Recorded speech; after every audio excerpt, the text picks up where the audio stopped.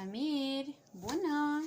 Bună, eu sunt Amir și am 5 ani și nu uitați să vă abonați la video, să nu uitați să apăsați pe clopoțel și dați peste 5.000 de like-uri, da? La video-ul acesta.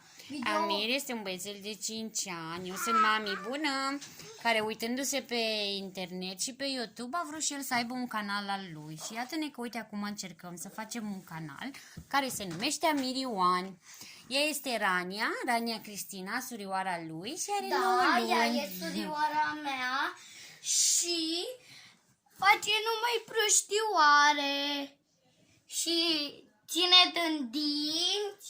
I-au crescut 2 dințișori, bineînțeles, și e născută în noiembrie. În decembrie, mami. Și ea, scuzați-mă, ea e născută în decembrie. Tu când ești născut, mami? Când o să fie ziua ta? Eu sunt născut pe 5 ianuarie. Ca cine? Cine mai e născut pe 5 ianuarie? Ca tatăl meu, da. Ca tatăl meu sunt născut pe 5 ianuarie. Și câți ani o să faci pe 5 ianuarie? Pe 5 ianuarie o să fac 6 ani. Bravo! Și